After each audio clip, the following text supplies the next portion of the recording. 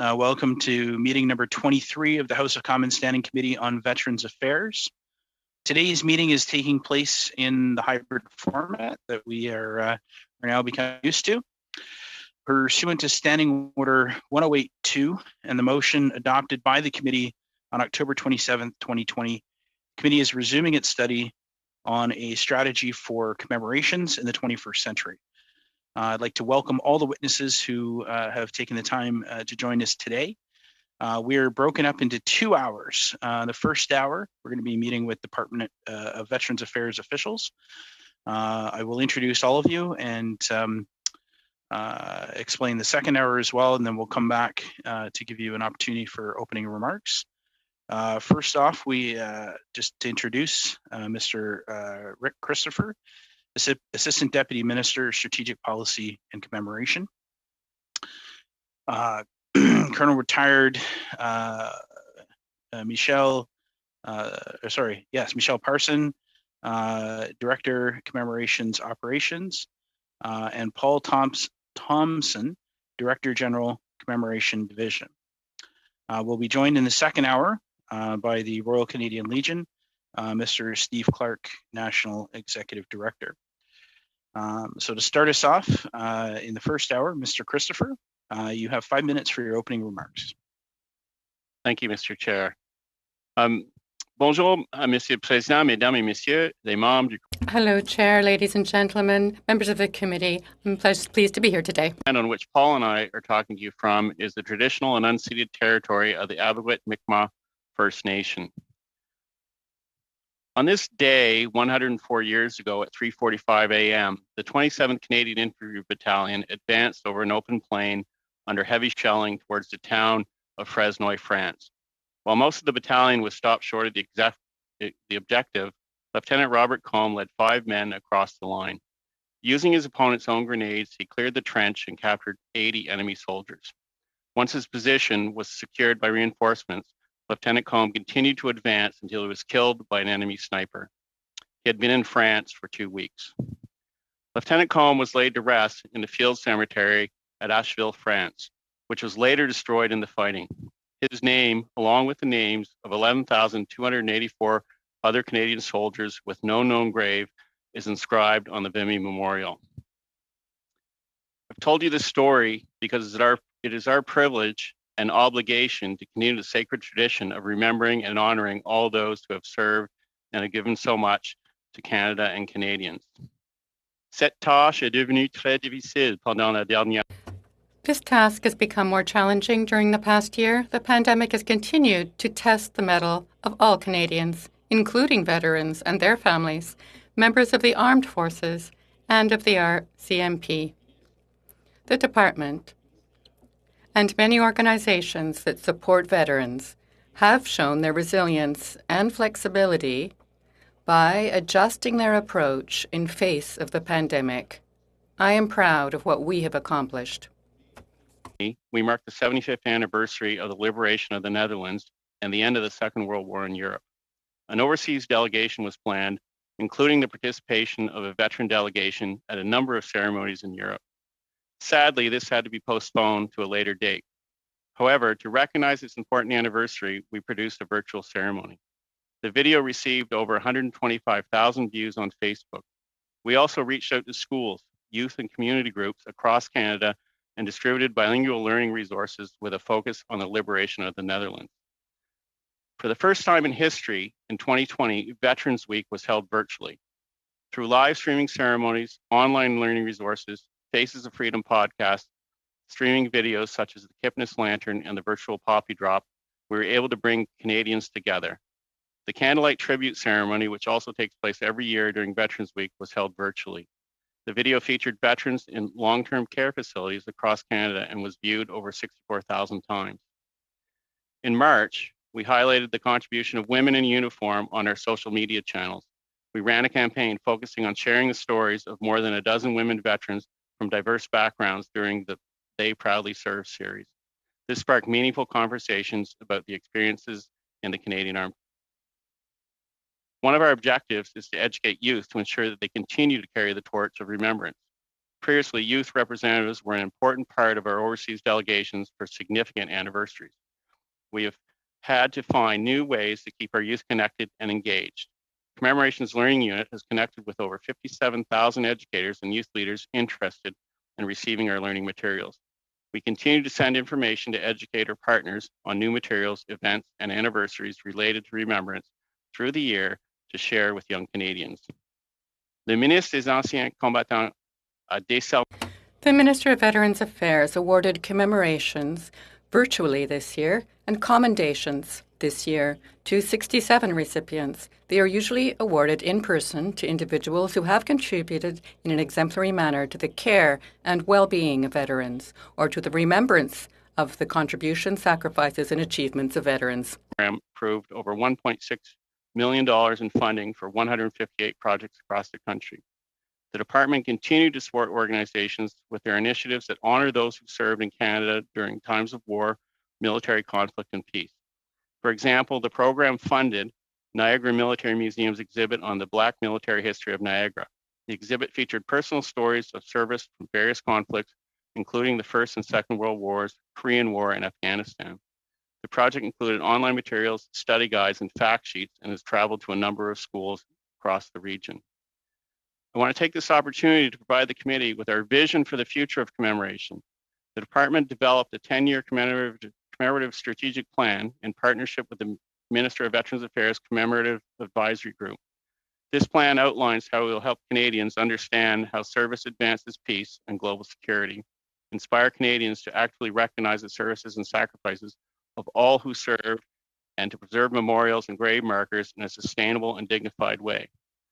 Through 2021, the department will consult with veterans and other Canadians to seek their views on our approach and hear their ideas on how to best remember Canadian military missions and recognize those who have served our country in war and in peace. At Veterans Affairs Canada, despite the pandemic, we are continuing to connect with Canadians in new ways to ensure that we recognize our veterans, their sacrifice and service to our country. We're using these new approaches, adopted out of necessity, to change the way we honor our past and commemorate in the future. Merci. Thank you very much, Mr. Christopher. I'm seeing that Monsieur Desilets has joined us. We'll say bon voyage to Alex. I'm going to suspend for just a moment so we can do Luke's sound check, please. So we'll just be we'll suspend right now.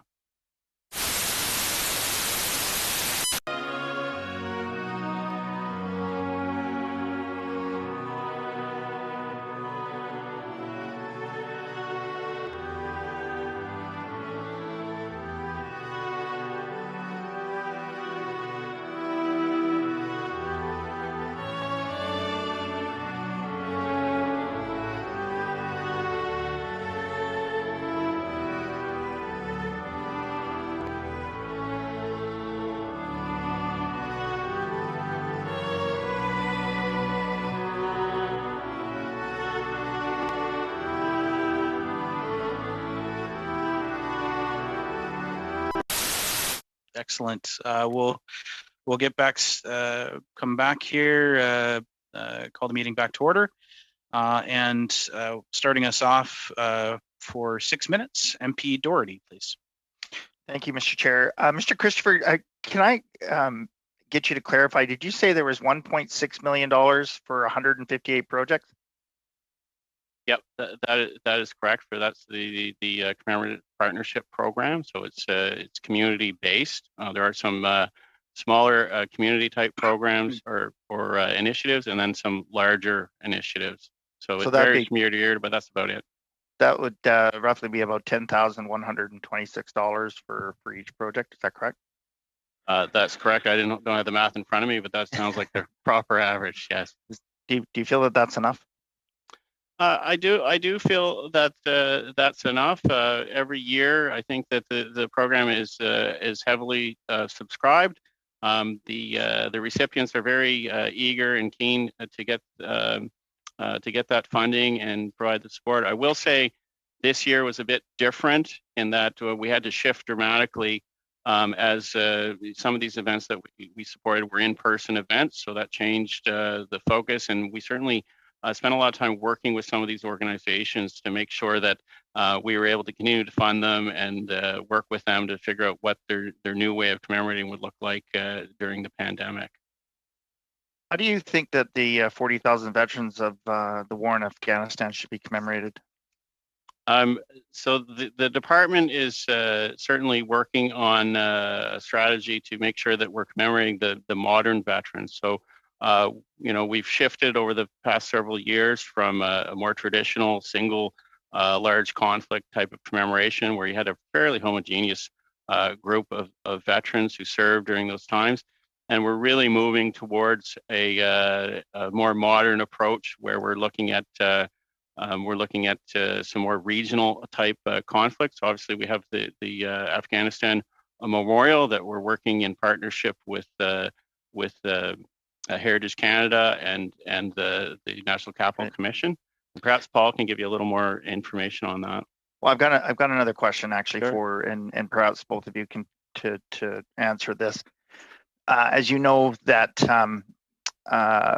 many of our veterans are suffering from post-traumatic stress injury disorder, moral injury, mental health injury, and many of them choose death by suicide. And I'm wondering how we should, or if we are going to commemorate the loss of life of those that are struggling, have struggled, and have lost the fight due to their service. So what I would say to that is, yes, we are going to commemorate, and we do commemorate those. Anybody, one suicide is obviously too many, and the department has any number of programs to trying to make sure that number is as small as it possibly can, and hopefully zero. That being said, if someone has a mental health injury, we do not differentiate between mental health and physical conditions. And if someone unfortunately is to die from their condition related to the service, that we do commemorate them as we would any other soldier or veteran. That's good to hear. Mr. Christopher, has the consultation process for the commemoration strategy started? Yes, the consultation process has started, and I will say that in development of the strategy, we worked very closely with the Commemoration Advisory Group, and then began to consult, share some of this strategy, and we're going to be going out more widely. Of course, the pandemic put a bit of a loop in things, but certainly Paul can expand on the plan a little bit. With that, which groups have been consulted and which ones are planned to be consulted? Want to take that, Paul? Sure. Thanks, Rick. MP Doherty. We've consulted, and we've, as Rick alluded to, we've collaborated with the Minister's Commemorative Advisory Group. So they've been a key kind of resource, but also significant input into the development of it. We have talked to a number of other groups and socialized the plan, with our DND colleagues, with other entities and other organizations out there that, including youth organizations and others, that to ensure that we are we're getting feedback that we need, and we're going to continue to do that. I think the key point here is that this is the plan as it stands now is a draft consultative version, and that is going to remain the case as we continue to socialize this plan and get feedback. While we still, one of the fundamental themes of the plan is that we want to develop content and initiatives that expanding our focus to focus more on younger veterans, more recent conflicts and peacekeeping initiatives. When do you? Sorry, thank you for that. When do you expect the consultation process to wrap up? It's an ongoing process, and it's until we feel, again, we're going to be implementing the plan as we go, and iterating and learning and developing as we go. At this point, I'm hesitant to say when the actual final version will be done, because I think it's more important to get that feedback, that valuable feedback from key audiences and key stakeholders, that we can continue, like I said, to iterate and develop that content and expand our focus and develop that content. So we're resonating with some of our key audiences and those underrepresented communities that we want to kind of increase our focus on. Thank you. Thanks, Todd. Up next, MP Lalonde for 6 minutes. Merci beaucoup. Écoutez, premièrement, je voudrais vous remercier beaucoup de votre présentation et I'd like to thank you for your presentation and for the leadership during a very difficult year. Alors, mention of focus from World War II and Korean War to more recent engagement like the war in Afghanistan or peacekeeping missions, as well as the RCMP. So thinking that about this shift, would this change in focus alter how the department VAC approaches its commemorative activities? Yes, Mr. Chair. So there are a number of things. There's a shift. So as I mentioned in my opening remarks, there's been a shift to the point where 94% of veterans that we serve are considered to be modern veterans. I don't like the name. It's the one we have that we're using right now, but this is post Korea would be another way to describe it. And so these, the places where these veterans have served are across the world. As I mentioned, they're not one single conflict. And so there's a number of groups and associations and veterans organizations that would like to commemorate those missions. And so that's one consideration. The other is really that the technology has changed. So we're moving from a situation where the emphasis was in person, and any of the social media amplification that we would do would be an add-on or a bit of an afterthought. And so now really it's hand in glove with both of these, in person where possible, unfortunately, during these times, but also heavy on the social media. And Paul, if you want to talk about sort of Canada in the world and what we're doing in terms of having particular years where we would be doing a particular area in the world. Sure. Thanks, Mr. Chair. Just to flag that while we are focusing on younger veterans and more recent conflicts, it's not at the expense of what we currently do in terms of First World War and Second World War and kind of older traditional milestones. We are expanding our scope. We're not necessarily, we are not changing some of the key things that we do for First World War, Second World War. We're just expanding. And as Rick said, one of the key themes or one of the key ideas that we had in our strategic plan was to focus on for more recent conflicts and younger veterans was to focus on these regional regions. So 5-year cycle of regions, including Canada, again to whether it's Middle East 1 year and then Asia another year, Africa, the Americas, which would include Canada. I think it's just to recognize and acknowledge and inform Canadians, like we said, on the service and sacrifice of younger veterans. And if I can say back to an earlier question with regards to PTSD, I think one of the key roles commemoration can play is to help younger veterans accept and embrace their identity as veterans and validate their service and sacrifice. So we can kind of contribute in this way to a veteran well-being and facilitate their transition if they're transitioning from a CAF member to a civilian member of society, or just being recognized and feeling validated within their own communities for their contribution, service, and sacrifice. I think that's a role that we can play and are playing with regards to our veterans. Thank you very much. And I have to agree, representing Orleans, where a large amount of veterans and active members live. I want to touch base or come back on one thing that Mr. Christopher, you mentioned regarding this pandemic and how, things have changed and really forced a lot of our commemorative activities to adapt. Certainly here in Orleans, we were, usually thousands of people. We had to scale down. I think it was 25 people only. And certainly this new way of that virtual commemoration is sort of now a language that we're having this discussion about. What has the VAC taken, the veterans, the team at the department taken from this experience that could play a role in commemorative strategy once the pandemic has passed, if I may ask? Yeah, so Mr. Chair, we've done a number of things and we learned a number of lessons. So when we realized that Netherlands, the 75th anniversary of the liberation of the Netherlands, was not going to happen. We had to immediately shift gears. And I have to say that it tested the resilience of our people, but we came through and were able to give what I would consider to be quite an excellent commemoration online. I think we've learned a number of things in terms of how we can deliver content virtually and how it can support or can be on its own. So if you think about the virtual candlelight ceremony that I mentioned, I saw that and I was very impressed and very touched. And it's okay to commemorate. I think the big lesson is it's okay to commemorate virtually when you have to, and that you can reach a much wider audience. People that wouldn't normally go out to these ceremonies can now access this material online anytime. It doesn't have to be 11 a.m. on the 11th of November. And Mr. Chair, minutes left. You have 15 seconds. Go ahead.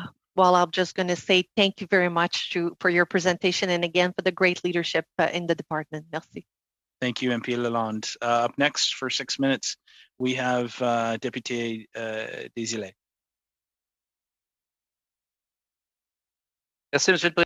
Thank you, Mr. Chair. And hello, dear colleagues. Hello, kind witnesses. It's very kind of you to step up to this and come and help us. My first question is for Mr. Christopher. I'm going to address the issue of support for memorial spaces and monuments overseas. The Canadian Memorial of the Mont des Quatre, which is looking for financial support for restoration, even though it is in France, where it's managed by a not-for-profit, which is, of course, registered in France. This memorial actively commemorates Canadian participation, especially French-Canadian participation and contribution to the Great War effort. And you can correct me if I'm wrong, but I believe there are partnerships for commemoration activities. However, a program like this can offer support for memorial spaces and monuments in Canada and overseas. But I've just been looking at your information. It seems that the programming, though, would exclude, or at least until recently excluded, any foreign recipients. Could you just confirm that the program is indeed accessible to the commemoration of Canadian-related areas? I can confirm that. Under the program, there is support available for memorial and commemorative spaces and monuments. And this is the sort of situation that we came up against with the Juno Beach Center. But the situation that you've just mentioned, I'm afraid I'm not aware of the details as to whether they have put in a request, but I can certainly ask my office to provide me more details about that and provide the details to you as well if you would like them. Yes, that would be very kind of you. Could you also shed some light on the following? If I've got this right, there has been a change. So what were the reasons for which the department decided to broaden its support? You mean support for JCB? Well, the partnership program for memorials and commemoration, there have been some changes, right? Yes. The terms and conditions have changed. For example, there are communities which are more or less indigenous communities which don't have the means to pay the cost sharing to commemorate an event or a space or monument. So that's why the change was brought in. In some cases, the department now covers all the costs. Thank you very much. I have another question about something else. The department, ACC, puts aside $43 million for commemoration activities. That's a considerable amount of money. It's certainly justified. It's a good amount. And, of course, allows for a number of different activities. But Of course, the department, I imagine, is unable to respond to all requests. So again, back to monuments, restoring them, conserving them. This investment doesn't seem to be quite enough. Sometimes there's short-term help. Once again, as I say, it's things are going well, but there's very rarely long-term plans, long-term funding for these monuments. So for both small and large Canadian monuments, does ACC, or VAC, I'm sorry, offer long-term support, and are you satisfied with that programming? Allow me to begin by saying that we do receive many requests within any given financial year. Many organizations have, let's say, built a monument or organized a space and have received funding, private funding, donations. And then there comes a point where they lack funding. Perhaps sometimes that's linked to the conditions during this pandemic, and so they turn to Veterans Affairs Canada with their requests for supplementary funding to upkeep a monument, a space, or to renew that space or memorial in one way or another. So, of course, this is an ongoing challenge for the department, given that these new memorials are sometimes being constructed, and what is to be done with these in the long term. As I say, a number of organizations have raised memorial monuments, hoping that the Government of Canada will then ensure their longevity. We do have frequent discussions with such groups to see what their long-term management plans are for the sites they've created. Thank you very much.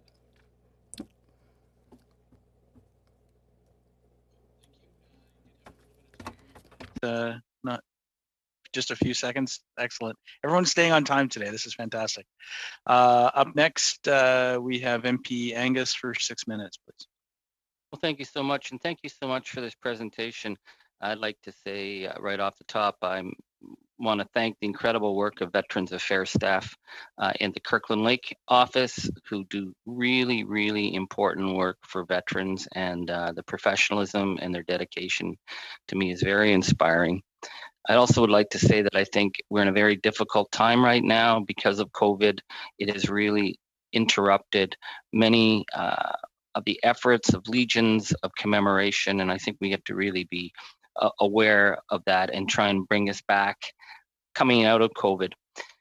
I'd like to say first off that having been at the 75th anniversary of the Battle of Italy and as well in Normandy, I was incredibly moved by the welcome that we received, the way the events were handled. I was at the bridge at Caen for Captain Gilbert Reynolds with a commemoration, and the response of people in Caen when they saw that we were there to commemorate a Canadian was incredibly emotional. People really felt that connection. So the reality is we're not going to have very many, if at all, more trips with the veterans because of their age. And so how do you see maintaining these connections that we've established in Netherlands, Holland, Belgium, the other Italy, that we've built up over the years with these visits with the veterans? How do we maintain those connections? So first I'll say that it was very disappointing, I think, to veterans that were slated to go to the Netherlands 75th pilgrimage. Very disappointing to staff who had done a lot of work, and we're very much looking forward to this. And I will say that for this, I still have some hope. Maybe not this year, but the following year, understanding that people are getting older and have challenges. And we're there at the invitation of these groups, and certainly in terms of current discussions, they're obviously taken with other issues right now in these countries. As we go forward, we're, as Paul mentioned earlier, we're continuing to make sure that we're not disengaging or not commemorating the more traditional veterans. When we will continue to have what I think will be smaller visits to some of these areas, and making sure that we're engaging at the grassroots level with these organizations, because they are hosting us, and we want to make sure we have strong ties to a number of these countries and a number of these organizations in these countries, and we want to make sure that we're maintaining those. And as we shift to veterans commemoration around the world, we will include Europe, for instance, and we will still commemorate First World War, Second World War, just in a different way. Well, thank you for that. What struck me was that when we were at Casino, one of the local Italian guides who works with the Americans when they come, the New Zealanders, the Australians, the Brits, he said what he really struck him about Canadian commemoration events is that we very much include our young people, and he thought that that was really a unique and important thing for Canada. So for me, how do we maintain these trips so that young people can see and come back as good, be there as our goodwill ambassadors, and come back with a greater understanding of the sacrifice? Yes, and absolutely. And one of the things that we're focusing on is youth engagement. And unfortunately, one of the ways that we did that was having youth guides at the Vimy Memorial, and they were really our youth ambassadors. And certainly, we have them doing other commemorative activities right now. But certainly want to make sure that we continue to engage the youth and include them in all our commemoration activities, whether they be visits on a smaller scale or even some of the virtual things that we're doing. And they've done some fantastic work for us instead of going to Vimy as guides this past year. I think the question that leads me into is for the modern veterans, because I think for all the trauma of the Second World War, and I haven't been for the events of the First World War, but the incredible trauma, we have the sense of freedom, we have the sense of the welcome that we get, yet many of our modern veterans have fought in much tougher, much more unhospitable territory in terms of, Somalia, Medak Pocket, Afghanistan, where we're not going to be in likelihood traveling over and doing big commemorations. So how do we incorporate those experiences in order for veterans, their families, and Canadians to understand the trauma that happened in those places, and a way of building a sense of national healing and also the personal healing for the veterans who were in those really rough campaigns? If I can jump in, Mr. Chair, it's a very good question, and it just highlights the importance of ongoing consultation, so that we do ensure what we do resonates and makes a difference, and recognizes younger veterans and their service and sacrifice. So we are going to continue to consult and make sure that we are working that way, and we are going to continue to ensure that that they are part of how we construct these new commemorative activities. I'm calling a little bit of co-creation, if you will, and we're working with them as part of how these kinds of new things will happen. And as the challenge is different. There were, for traditional wars, it's easier. We're good at it because there was a start, there was an end, and there was to a conflict or to a war.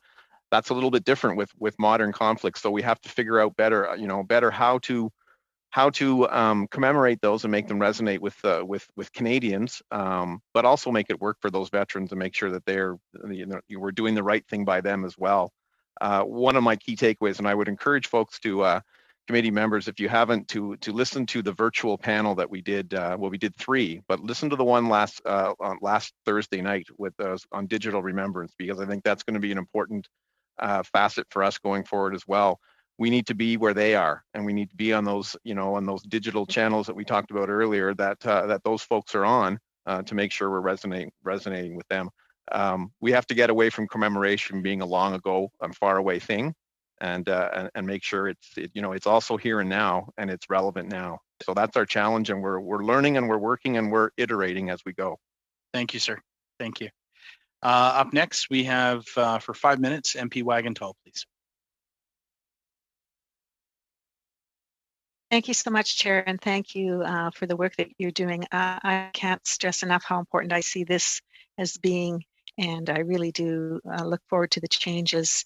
However, I have to say, I had the amazing experience of traveling over to France for the Battle of Amiens, celebrating Canada's 100 days, and the amazing work that our armed forces did during World War I to turn the tide.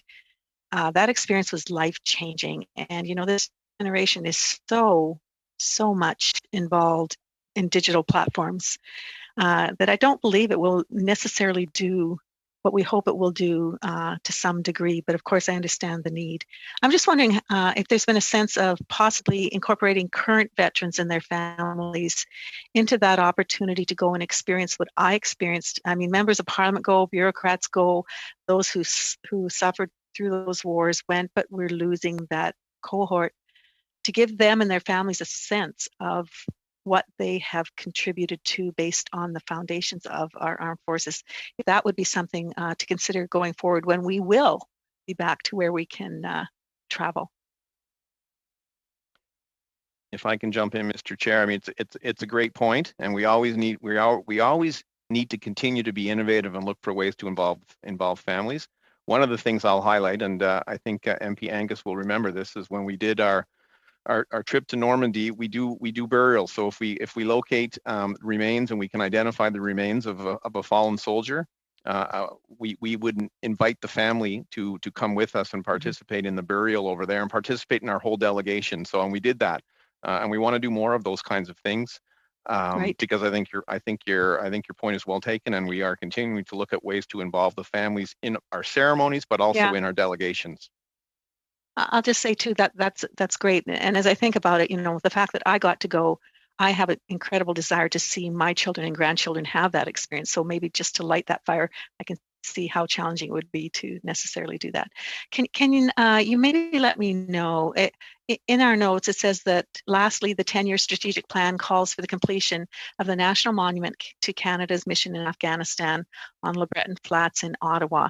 Where is that mission at right now as far as seeing that come to fruition, and what's the date that we can say to them this is going to be completed?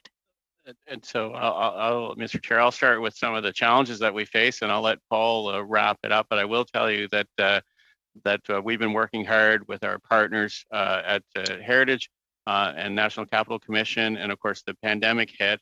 And we've even done some things like use drone imagery to help the 5 finalists who've been selected to actually do a virtual site visit. There has been some delays because of that, and we're working hard to make sure that we get this, we continue this despite some of the challenges, and make sure that there will be a place, a meaningful place for Canadians and veterans to commemorate Afghanistan. If you want to talk about some timelines, Paul. Yeah, just quickly, a key one is upcoming. So our phase 2 of the consultation work is coming, and Rick alluded to the fact that we are down to like 5 finalists who have been working diligently on their design concepts. They are now going to be very shortly, within mid to late May, presenting those concepts to the Canadian public. As Rick said, unfortunately, it all has to be virtual. But the Canadian public and we're going to open it up to key stakeholders first, i.e. families and that others was my question. First.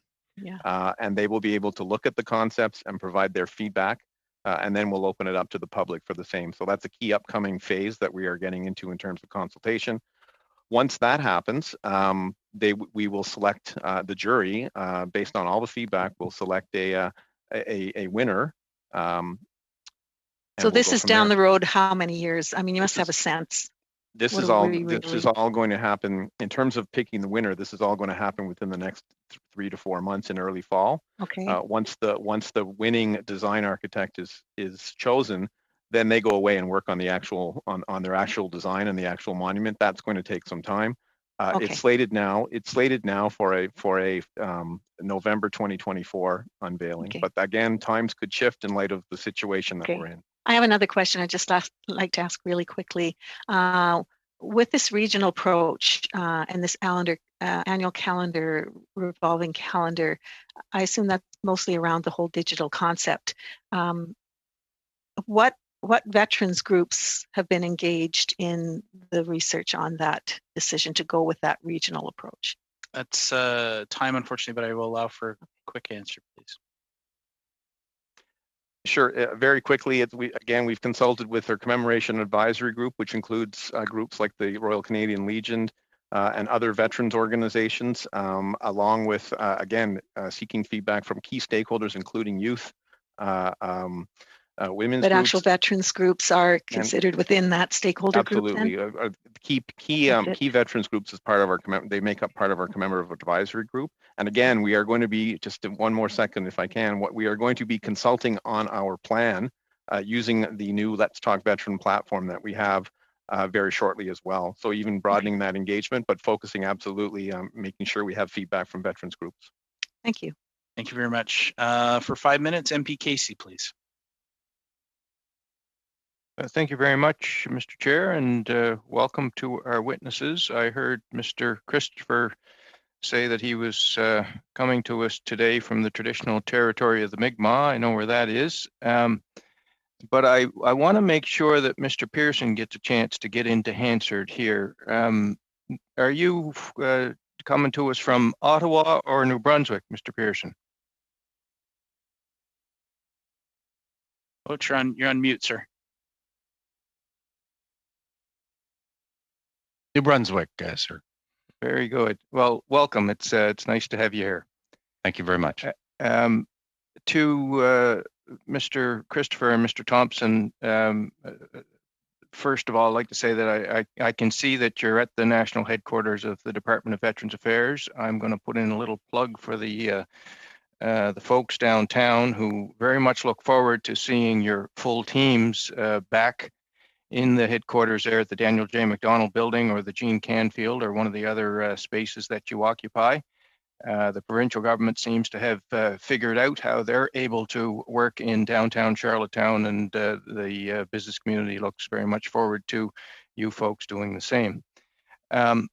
I want to start with a phenomenon that certainly is very evident in Prince Edward Island, and I expect you're going to tell me that it goes much broader than that. But we really have seen a dramatic increase in recent years of attendance at commemoration events domestically. I know if you go to the Charlottetown Cenotaph in the last 5 years, every year the crowd seems to get bigger and bigger.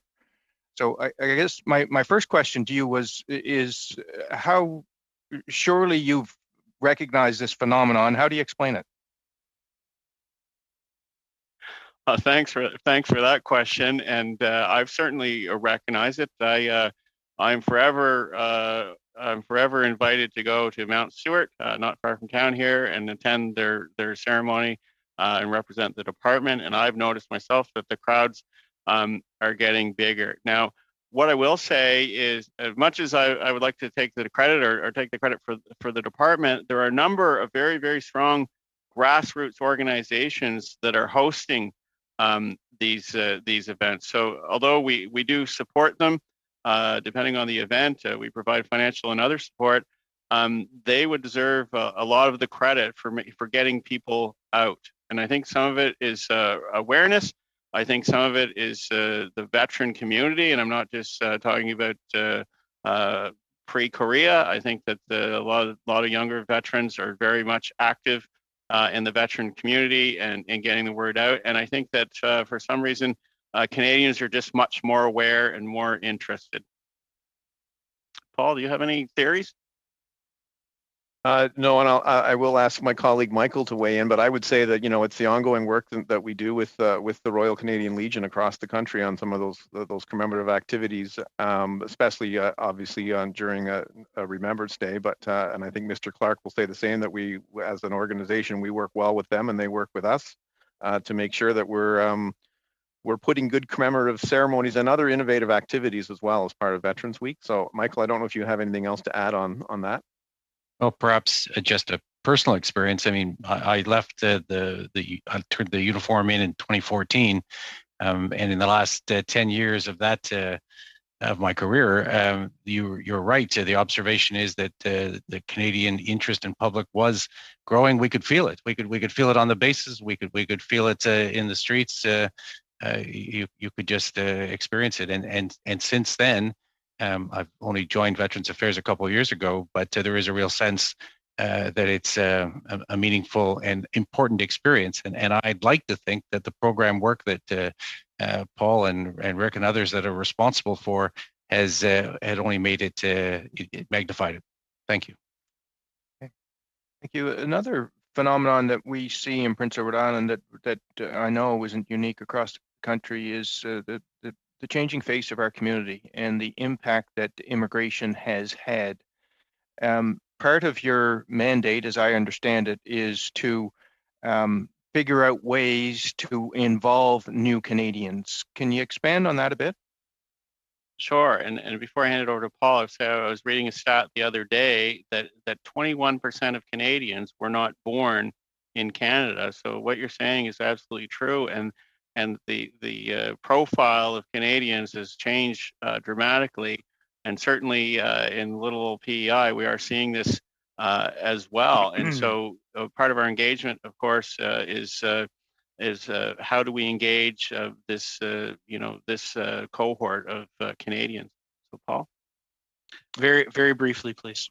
Thank you. And I will just say quickly that, we continue to engage with that community to ensure that, everybody, coming from other countries where their war experience is different than ours, we have to, seek their feedback and try to make sure that we are, what we're doing is resonating with new Canadians, and we're trying and we're learning as we go, like I said, based on consultation, storytelling, personal profiles, those kinds of things resonate with new Canadians. And I think involving them in some of those activities and making sure that we continue to kind of target them, if you will, with key messages is important.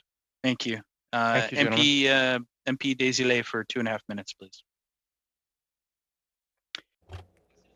Thank you, Mr. Chair. Mr. Christopher, could you answer my question? I often feel like RCMP veterans are forgotten with all that is said and done. When we're talking about commemorations, I don't see how they could be integrated to those because of their jobs, in a way. Is something done for them? Are there commemorative activities for them? Are you thinking about something for people in the RCMP? Absolutely, Mr. Chair. This is a very good point. The RCMP is in danger. They put their lives in danger. We consider them as veterans. They also take part in some conflicts abroad. We need to keep that in mind when we plan our events, our strategy for commemoration. We need to include them also in the consultations. Paul, do you have something to add? It's very important to mobilize them because they've taken part in 2 more recent conflicts. We need them to be represented. We also want to mention that we have liaison officers in the department that are RCMP officers. This discussion is ongoing.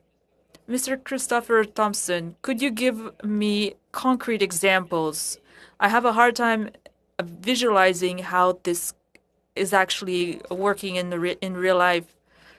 First of all, the consultations we had on the Afghanistan monument, they were a key stakeholder as part of our consultations. When we develop content for younger veterans and for conflicts, we need to consult even more so with the RCMP. They are on our radar. Thank you. That's all, Mr. Chair. Thank you. Up next, actually, before we go to Rachel, I will need to suspend just briefly in order to do her sound check. Mr. Clerk.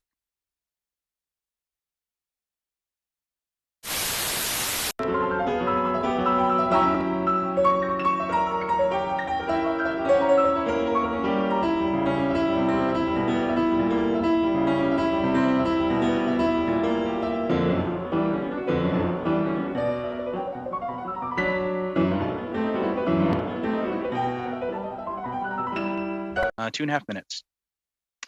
Well, thank you, everyone. And like I said, I apologize for missing your presentation, and really want to say I heard Mr. Casey's question, and I couldn't agree more. We're hearing and seeing a lot more interaction in community events. And I know COVID has changed it, but this past Remembrance Day, we had a small event, and I was absolutely amazed to see how many of our veterans that came from the Second World War, Korean War, you know, some of them very elderly, and they were still there, and how hard it was for our cadets to not be able to go and help them walk closer.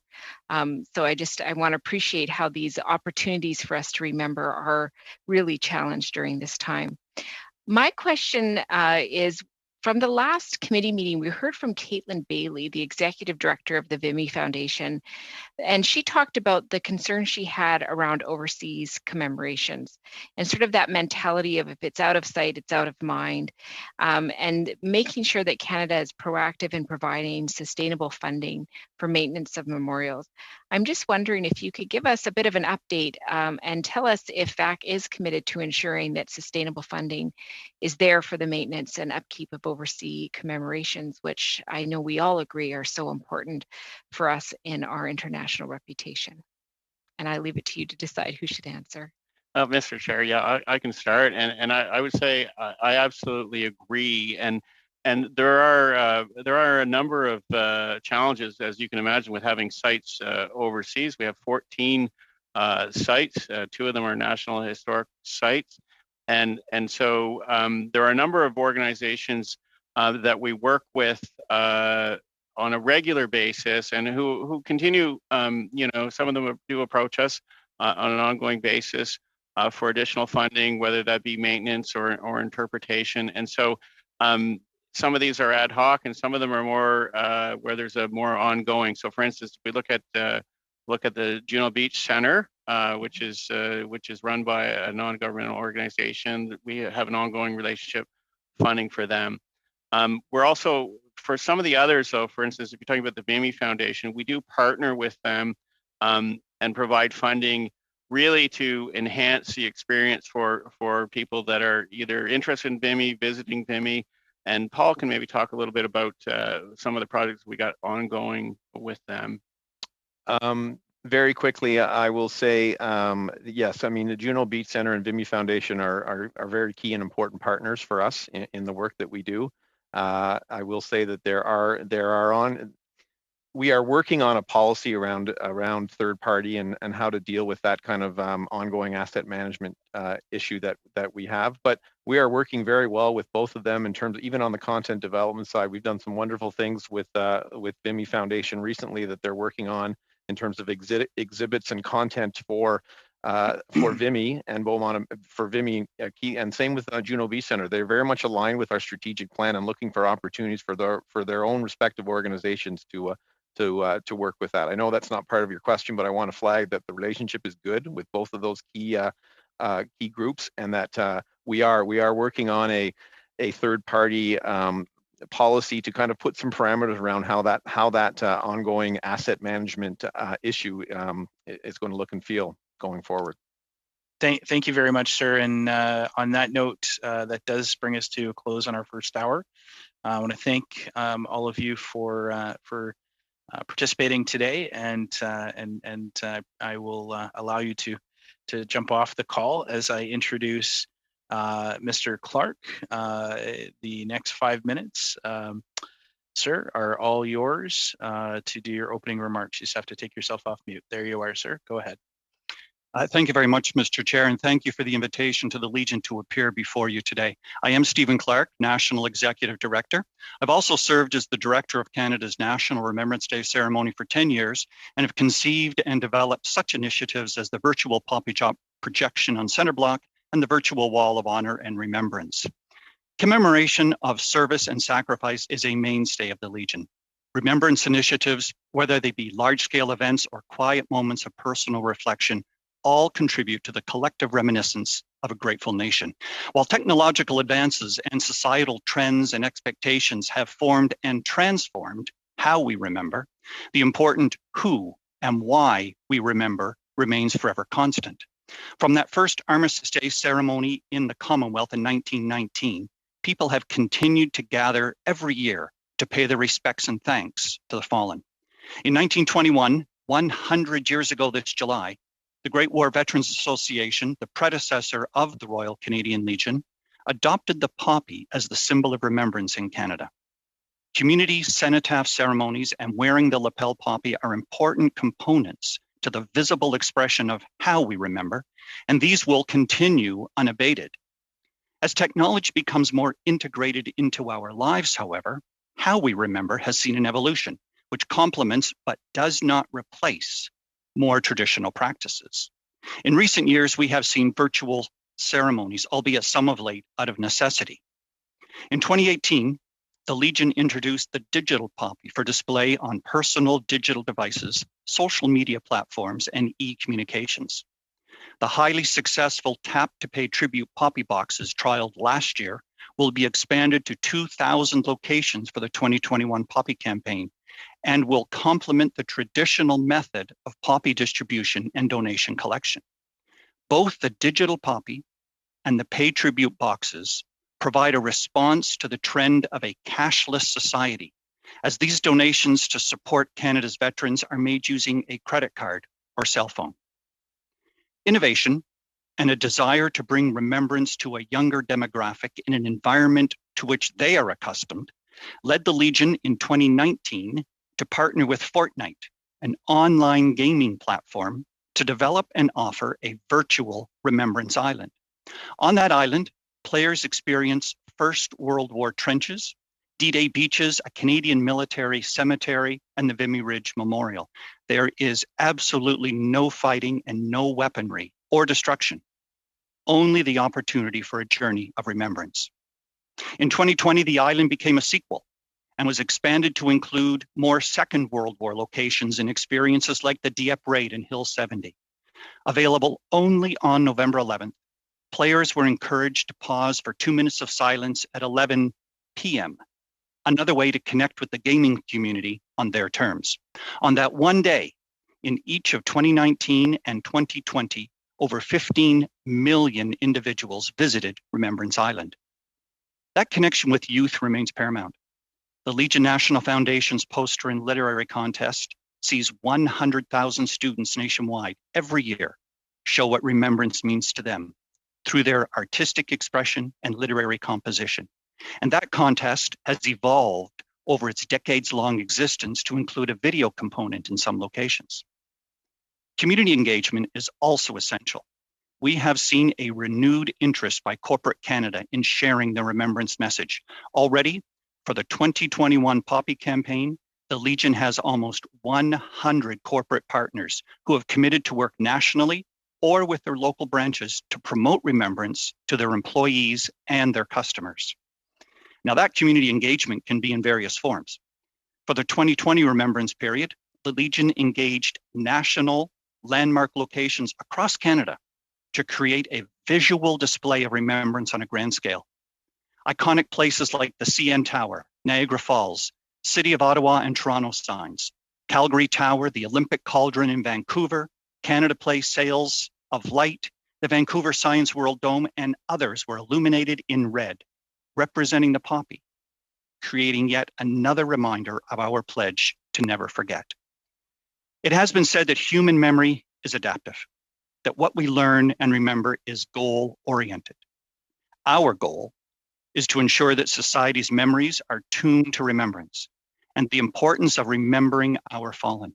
We need to continue to engage Canada's current and next generations, as well as communities throughout all reaches of the country.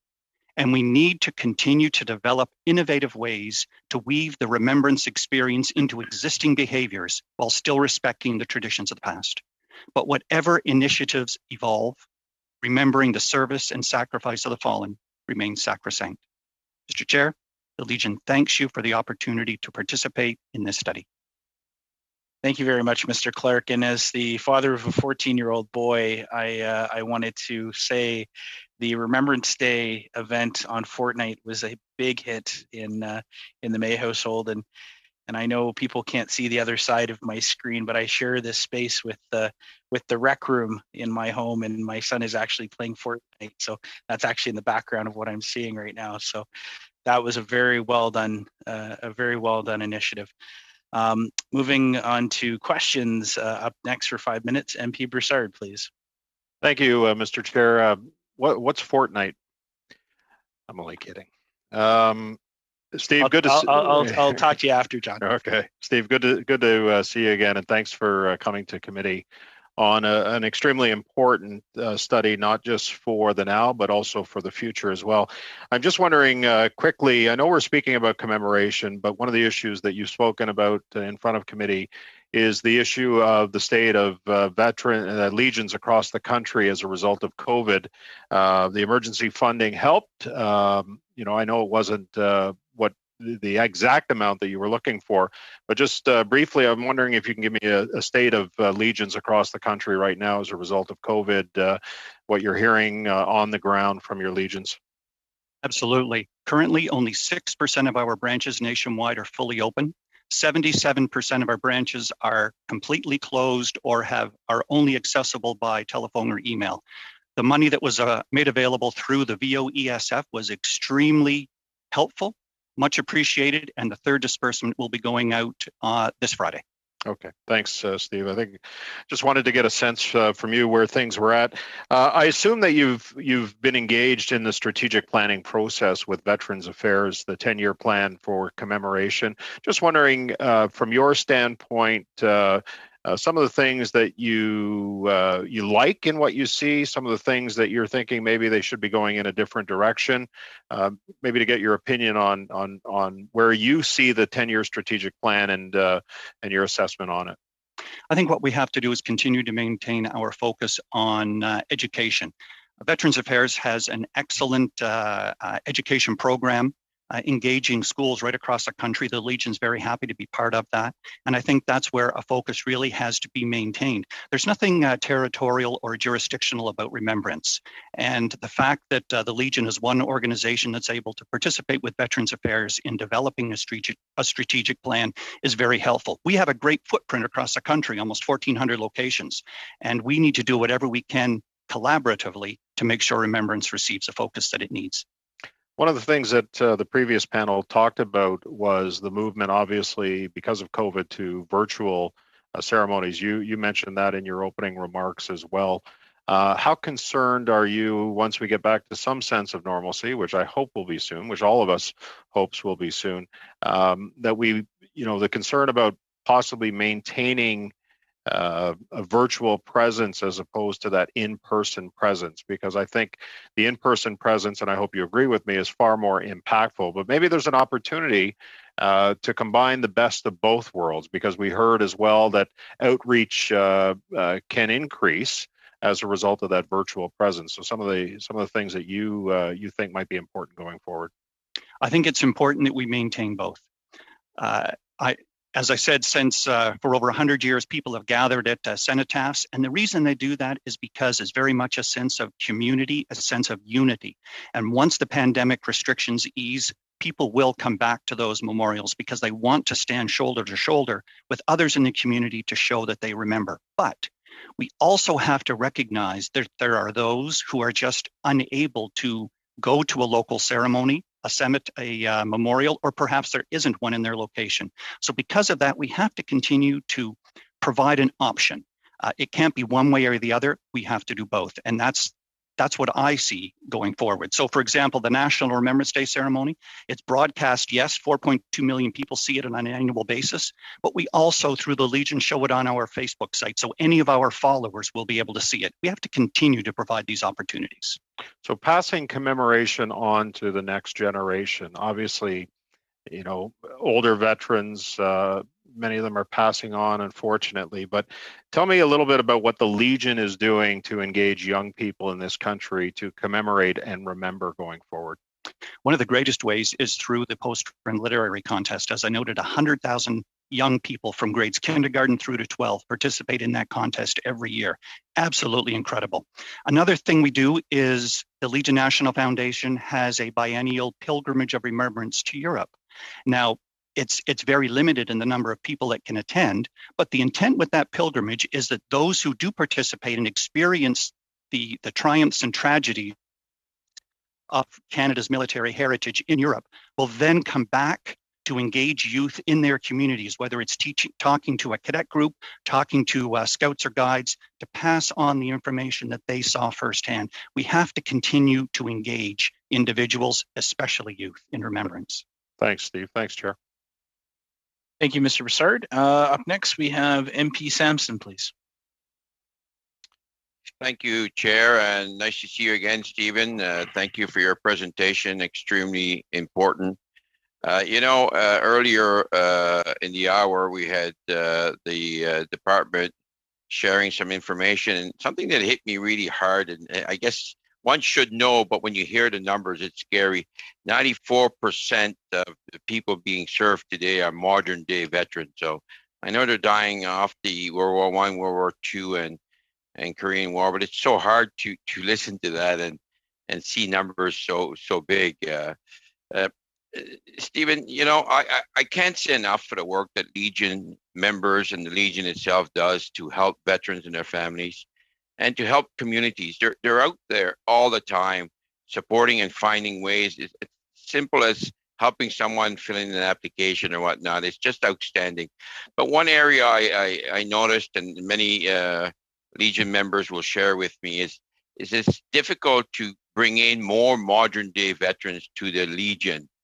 Maybe you could talk about that a little bit, because the vision plan that we've brought forward talks about how do we bring Afghan veterans and recognize them? How do we bring more recognition of women participation, of LGBTQ2 members, the indigenous peoples? What could you share with us about how we can, what are we doing, what are you doing, and what can we do to continue that recognition?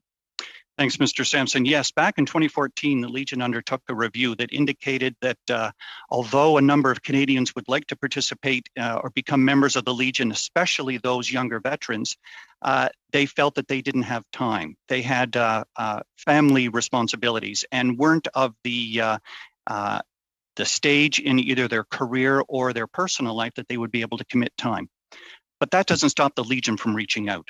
When the war in Afghanistan ended, back in 2015, we held a Welcome Home campaign. Every Legion branch across the country reached out to veterans of the war in Afghanistan to welcome them to the community, to welcome them to the branch. And we had, over that 1 week period, 9,000 veterans from the war in Afghanistan come out to the Legion to see what the Legion can offer. And even if you have a need, it doesn't mean you have to be a Legion member to receive the assistance that the Legion can provide. So we have to continue to engage, continue to do outreach to individuals, as I said, in areas where they're familiar with. We have to take remembrance to them. We have to take the message to them to hopefully draw them in to be able to provide the recognition and support that they need. Thank you very much for that information, Stephen. That's really important, because 9,000 is just about 25% of the 40,000 that participated in the Afghan war. And that's a major. And I see Legions going out and trying to bring those individuals in more active, if you want, in the Legions. And I thank you for that work and that important celebration that you brought to the table in 2015. I hear some Afghan veterans, because of course only March 31st was the 7th year end of the Afghan war, and some of them still feel that the cenotaphs and the memorials don't recognize their dates and service of peace, if you want. Are you hearing that, and what do you see could be a solution to that? Because I know I have a number of veterans that are saying that they're not being recognized like they should. What could you suggest? Yes, hearing the same thing. And that should never be. We have to make sure that service is recognized. And something as simple as placing dates on a community war memorial will go a long way to showing those who had served in Afghanistan that we really do care what they did, and we want to recognize that. Now that's, as you know, those dates were added to the National War Memorial, something we've encouraged Legion branches across the country. If they have a Legion-owned memorial, please add those dates on. If it's not a Legion-owned memorial, talk to the town, the municipality. They should be recognized. We can't forget them. So well said. Thank you very much for that, Stephen. A quick question. I know I'm at the end of my question. How can we apply Afghan veterans lens to policy and decision making? Very, very brief answer, please. Make sure that you engage them in that decision-making process. Bravo. That was nice and brief. Thank you. MP Desilets, please, for 2.5 minutes.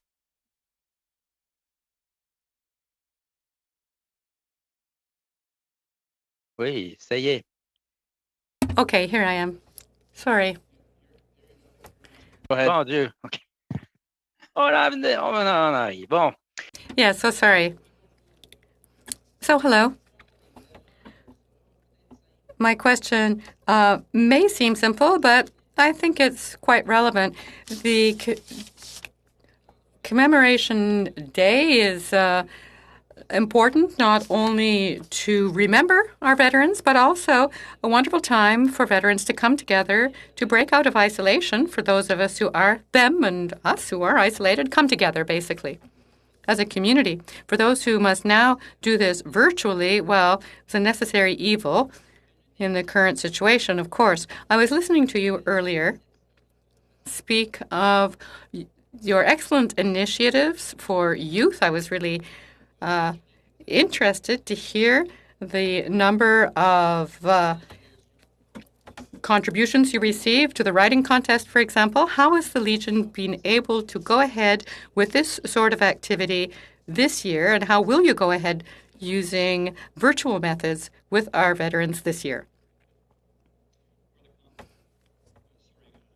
For the contest, we've been actually very fortunate that schools across the country still participated. Some of them may have been open, some may have not, but they were able to engage in a remote, still participate remotely. It's okay. Oh, I'm sorry, I'm getting confused. Something at this end that's interfering. But we have to make sure that we continue that. So whatever means we have to undertake, we have to make sure that we do that. Oui, je comprends. Thank you. I understand that. Perhaps I didn't put my question quite correctly. I'm really looking forward. What about next year? Remembrance Day next year. Do you have any idea of what it's going to look like? And will it all be digital, virtual? You're so creative at this right now. Have clarity on what the situation is going to be like next year for the 2020 ceremony. However, we do have a sample protocol that we can follow if it is required that we do it either entirely virtual or a hybrid means. So as we get closer, we'll know better. But the big thing that we can do is to let people know what it's going to look like, to communicate that information as early as possible. Thank you very much. Thank you. And now over to MP Blaney for 2.5 minutes, please. Thank you, Chair, and thank you, Mr. Clark, for being here with us today. You know, back in 2017, I was incredibly honored to provide veteran Gordie Bannerman a replica of the monument that was built in Toronto, commemorating those who fought in the Italian campaign in World War II. He was 95, and I was just incredibly happy to be with him and his family. And one of the things that I learned from him is that in his 80s, he actually learned how to type on a computer so that he could work alongside with some of his younger family members to get his stories up on the website so that people could see and hear and read his story. And I know now VAC has recognized them and they're also on the VAC website. Him choosing this method, of course, allowed younger people, including his family members, to engage with his story. And I think that's so very powerful. I'm just wondering if you could talk about the importance that we need to have in this country of keeping those stories alive. I know multiple organizations are doing things. I'm just wondering from the Legion's perspective, how are you working to support the saving of these stories so that young people in the future will hear them? It really is a living history. a firsthand account that we cannot lose. We have to take advantage of it. We have to gather these as much as possible. I know you heard last week from Carolyn Dromogay from the War Museum and the new initiative they are getting underway in their voices, in their own voices. Absolutely tremendous. While the Legion itself is not actively going out doing the interviews, we're supporting organizations like the War Museum and those who have these projects already underway to enable them to continue on with this important work, because this is a way you pass the torch. It's a way that an individual, a veteran who experienced things firsthand, can pass those on to the next generation. Well, thank you, sir. And it's just so incredibly important.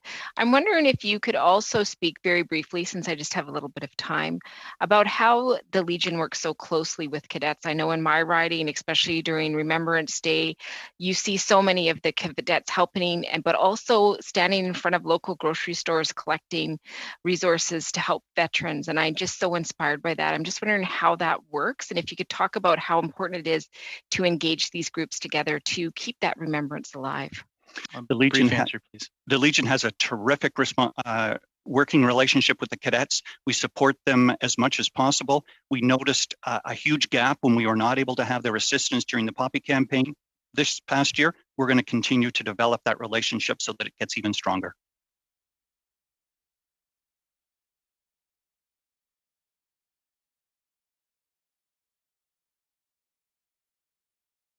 My apologies, I was on mute there.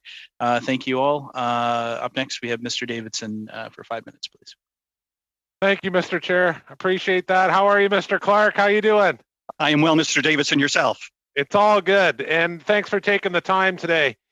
It's often said, what's remembered lives. And I want to thank you and the Legion for all the work you do. I haven't been away in years, and it was funny, and maybe Daryl will listen to this point. You know, Canadians love to be inspired. And the last time I was away, I was sitting at the airport with my nephew and saw the Disney airplane.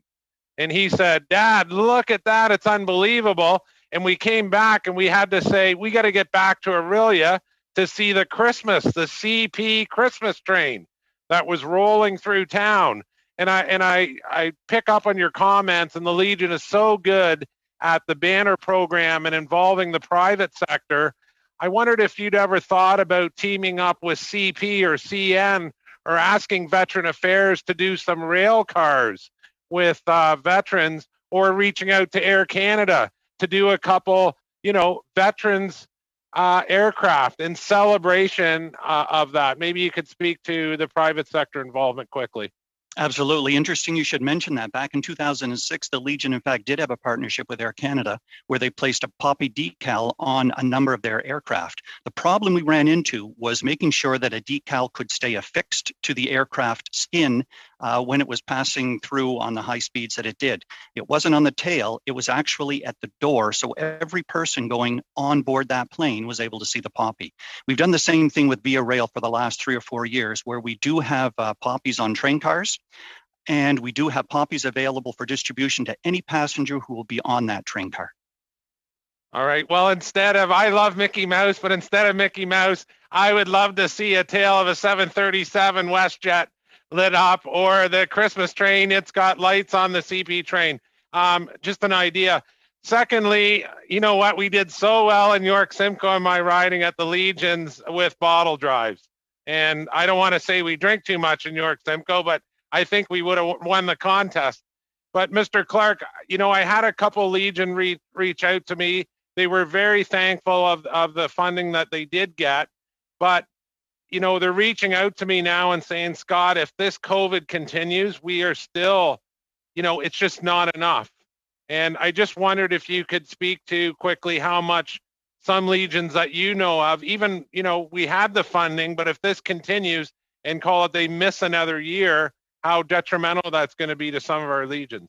Absolutely, and it will be. When we first applied the VOESF last year, we were looking at covering expenses for about an 8-month period. This closures have extended well beyond that, another 5 or 6 months. Now, there are, as of Friday of this week, another 884 Legions that will be receiving additional funding, so that will help. And Legions are incredibly resilient and innovative in coming up with ideas to maintain their operations. but it is increasingly difficult. So we have to look at other ways. Last year, the Legion Dominion Command had made available $3 million of its own reserves. In May of this year, we'll be providing some more of that funding out to those branches that are really in need. We have to recognize that if we don't have Legion branches and members, then our entire organization will suffer, and we have to avoid that. No, I appreciate that. I appreciate those comments. We'll all be pulling, I know, for sure on this committee all the time for Legions. And second, or thirdly, I guess I would ask you, in the Legion's outreach with Veteran Affairs Canada, is there any suggestions? Maybe that relationship isn't working for the Legion in the ways it should, or it's working well. Is there any suggestions you have in that relationship that you have with Veterans Affairs Canada? We have a very positive and open relationship with Veterans Affairs. We haven't gone down the route, except for this past year, of requesting any kind of government funding through the department, because we want to maintain that impartiality and that separation. This was an extraordinary year, so we had to make that extraordinary choice. But going forward, we won't be looking for funding, hopefully, but we will maintain a great positive working relationship because we are all collaborating on the same goals. Always collaborating on the same goals. And if we got to do more bottle drives, I know in my community, small towns will always pull together for the Legions. Thank you, Mr. Clark. I appreciate that. My pleasure. Thank you, MP Davidson. Up next, we have MP Amos for 5 minutes, please. Merci, Monsieur le Président. Fort apprécié. Thank you, Mr. Chair. Thank you to our witnesses today. I have 2 questions. First of all, in the context of military service who are in Canada, and I'm thinking about recent events, in my riding of Pontiac, at 2 occasions in 2017 and 2019, we benefited in a very important way of their work during the flooding. It was surprising to see tanks on Highway 148, but that was the reality. I'm confident that my communities, the communities that I represent in Pontiac, would like to find a way to commemorate that moment in time, in particular the services that were provided by the armed forces during the flooding. Have you heard about this desire to celebrate efforts in Canada in crisis situations for natural catastrophes with regards to the commemoration program? On a national scale, but a number of branches locally do recognize those members of the military community that have provided assistance or extraordinary assistance. And that's something that we do encourage our branches to do. Interestingly, our branches are autonomous. So although Dominion Command does provide policy and procedure direction, we don't actually direct the branches. We can certainly encourage and recommend, but it's up to the individual branches what they want to do. Something like this is absolutely essential to recognize what the community is doing for everyone else in the community. It's one of our 3 pillars of our mission. Okay, so there is, Mr. Clark, there is openness to that and an interest and an appetite. It's a question then of finding the proper mechanism and engaging the community to help bring that alive. Absolutely. How will the branch provide that proper recognition or the recognition to those individuals and organizations? Both the provincial level and the national level can provide assistance and guidance and recommendations. And it's something that is so important to do because the Legion serves the community and there are others that are serving the community. We need to recognize that. Thank you for that response. My second question is a bit off on in a different direction. But you'll understand that the riding of Pontiac is home to many, many hundreds, if not many hundreds of creators and artists, people who create culture for a living. It's an important part of our region's economy. And I wonder the extent to which you feel it's important to engage with Canada's creative community in delivering commemoration and in reconceiving commemoration. This is a question that I'm going to want to pose to our public servants as well, but I think it's worthwhile engaging at the level of the Legion, if only to know what kind of interactions have you had in the past with distinct sectors of the Canada's creative community, the arts community, in reconceiving of commemoration.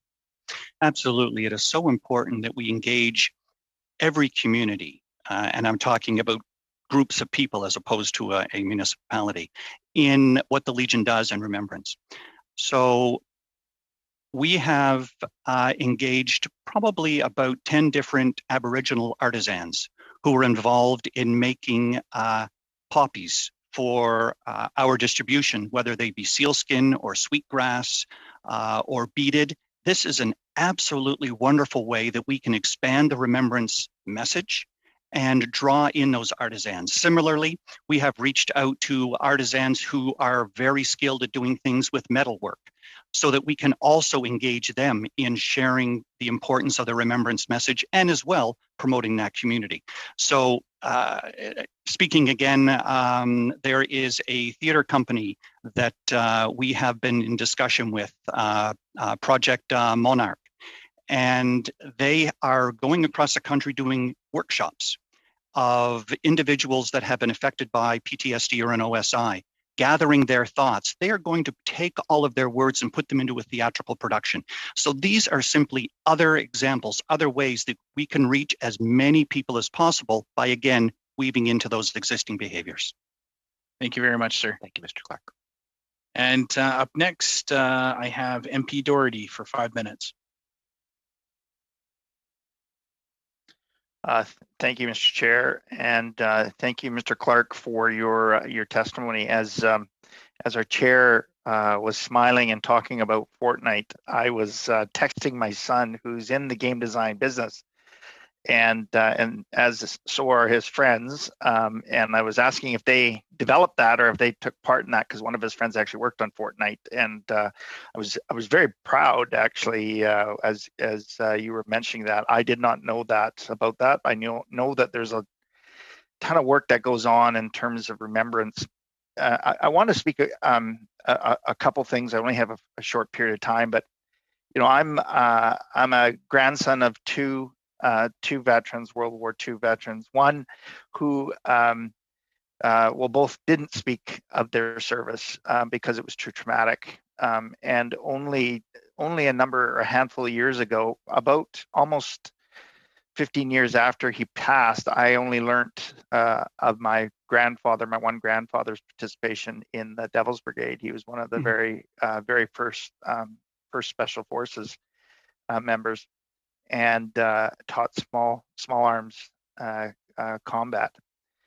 Mr. Clark, the work that you do is so important. I want to know that, I want to ask you, was the Legion included in any funding in this most recent budget?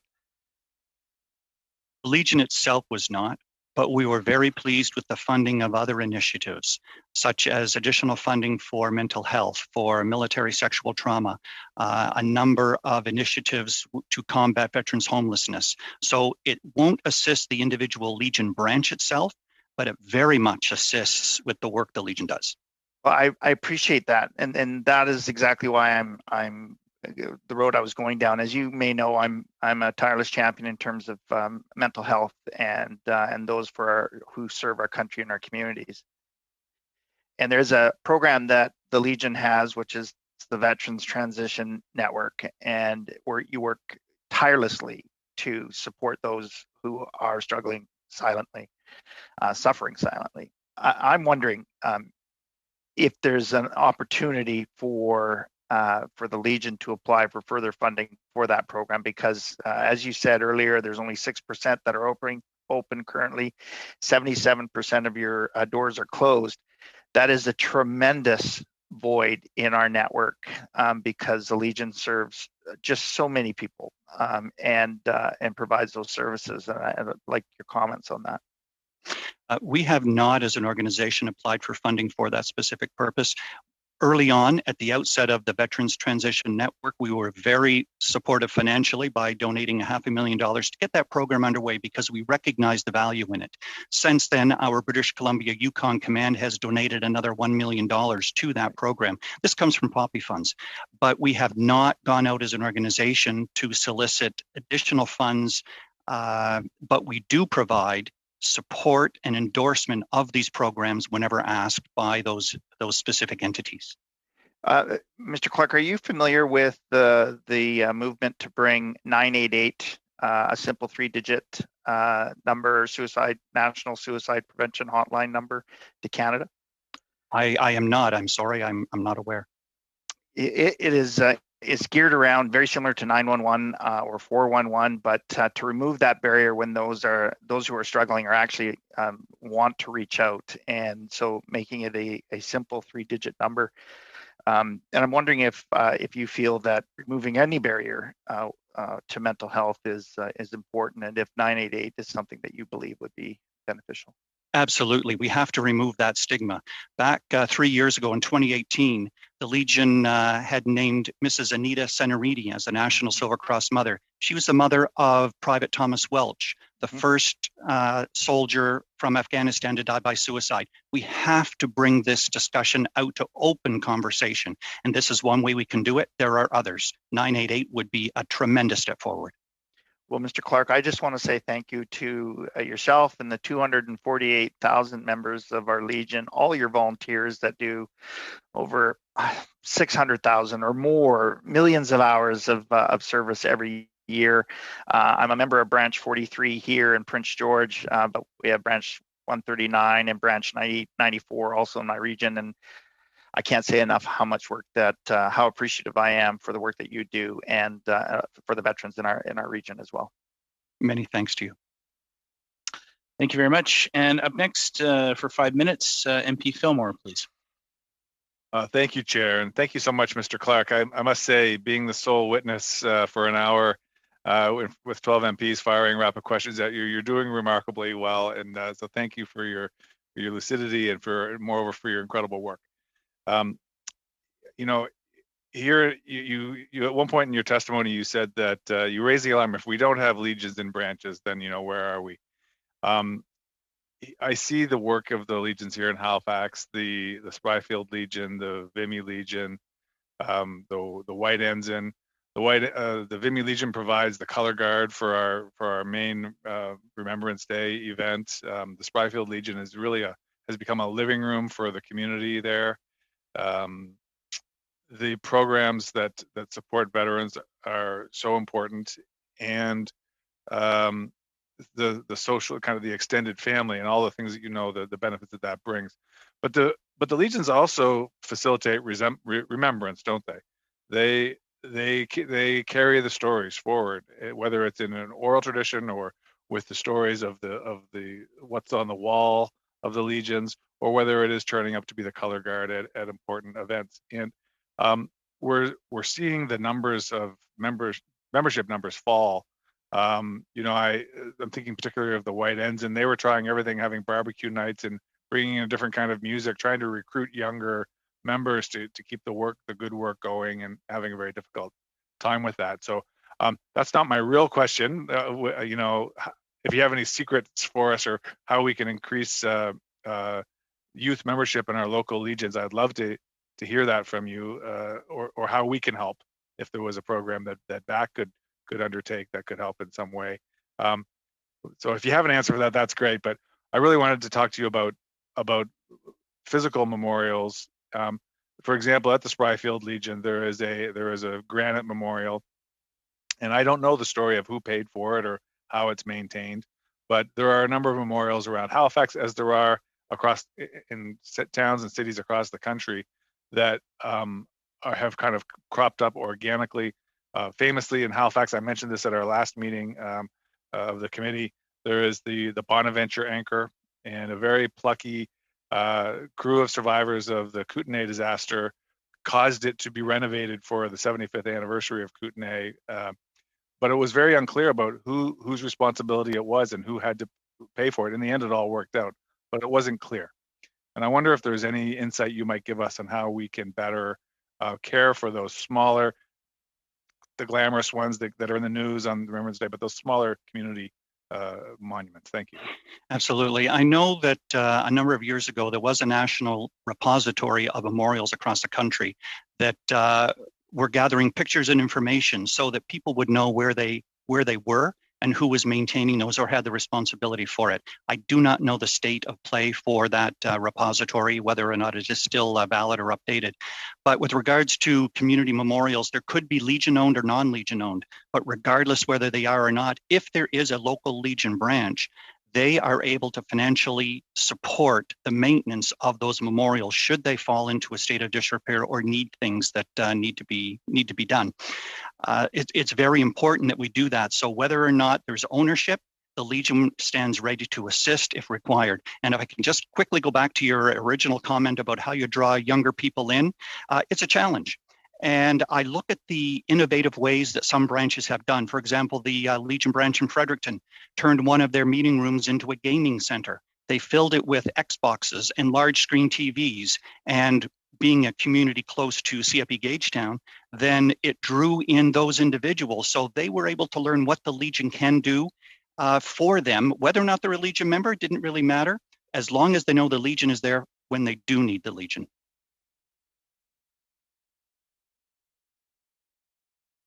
Thank you, Mr. Clark. I'm not sure if I have any time left. About 40 seconds. Well, I think I'll let it go there and pass my time forward. Thank you. Excellent. Thank you, MP Amos. Up next, we have MP Desilets for 2.5 minutes.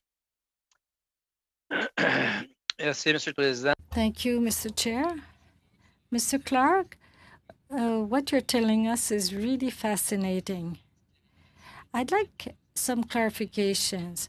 $14 million were invested in an emergency fund by the government for the Legions.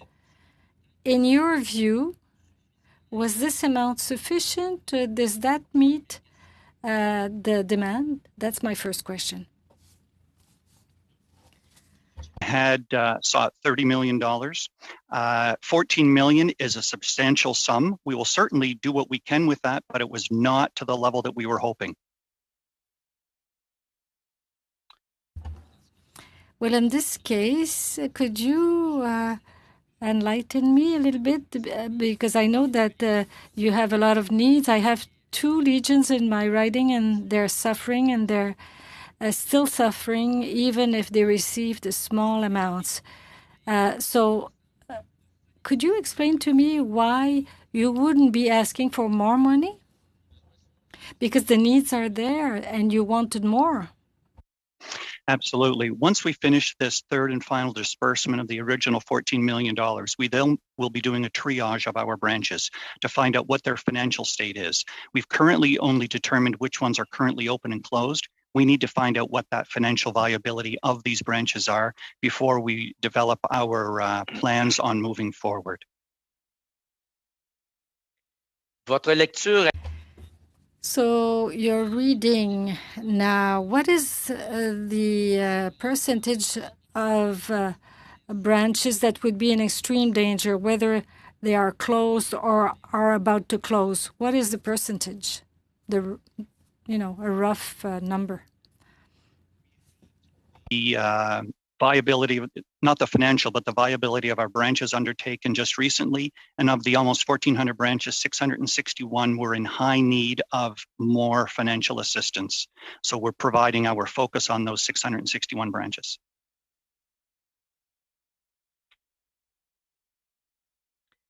Merci infiniment, Mr. Clark. Ce sera tout pour moi, Monsieur le Président. Thank you very much, Mr. Clark. That's all for me, Mr. Chair. Thank you very much. And up next, we have MP Blaney for 2.5 minutes. Well, I want to also acknowledge that you are having to answer all these questions for 1 whole hour, and I really appreciate that. I represent, of course, 11 legions in my riding, and a lot of them are in very small communities, and they're all astonishing. And the work that they provide and that they do in those communities, they are an essential part of the heartbeat often. I'm just wondering if you could share a little bit about how the Legion, I'm just curious if the Legion has an opportunity to share best practices about how they organize different ways of remembrance. I know that, sometimes capacity can be a challenge. Some of our Legions are fierce, but aging. And I'm just curious about how we sort of support them as they go through these really important and sometimes frightening, like COVID transitions. I know that you guys are doing your best to keep everybody's energy up, to keep them hopeful. You're dealing with all the limited resources that you have to help them stay stabilized, because we definitely want them here when they go. But if you could just speak to how you share best practices of things that are working in terms of remembering. That's so important. We reached out during the remembrance period last year in advance of that to all of our provincial commands to gather information from their branches about what they were doing and how they were remembering.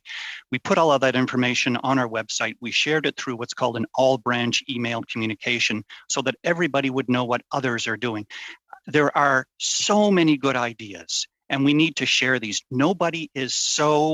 Nobody keeps them close to their chest. They want to share what they are doing. And this is a great opportunity to do that. We've also reached out to our fraternal international partners, the Royal British Legion, the Returned in Services New Zealand Association, to find out exactly what they are doing so that we can share organizationally what others are doing faced with a similar situation, so we can give branches ideas.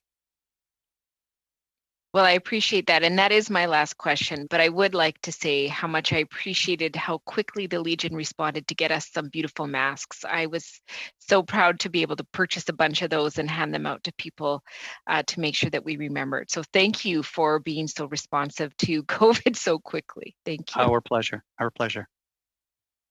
Thank you very much, MP Blaney. I did want to possibly stop there unless anybody has any objections. I do have a few committee business things to go over, but we do have a few minutes if I have MP Wagentall next on the list if you have maybe a quick question.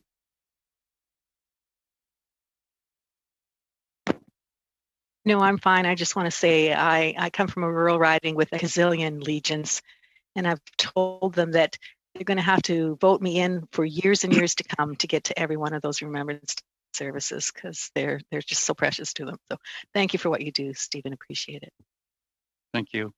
Thank you. That's a good sentiment to end on, and I just want to say thank you, Mr. Clark. That was definitely yeoman's work to get through that whole hour by yourself. I would be remiss. I represent the riding of Cambridge, the home of the great painter David Sofa and the Portraits of Honor, who I'm sure you've had the opportunity to meet and see his work. He, of course, is struggling right now. He's fighting stage 4 cancer. But if there's any way to maybe include him in your conversations about Remembrance Day events in this coming Remembrance, I'd be happy to have that conversation. So I thank my colleagues for that indulgence at the end here. But thank you very much, Mr. Clark, for being with us. Just for the committee. I have two quick items before I dismiss. We have a proposed budget in the amount of $2,500 for our next study on service dogs for veterans. Are we good to adopt that budget? Any objection? No objection. Speaking of which, we do need to set up a deadline for witnesses.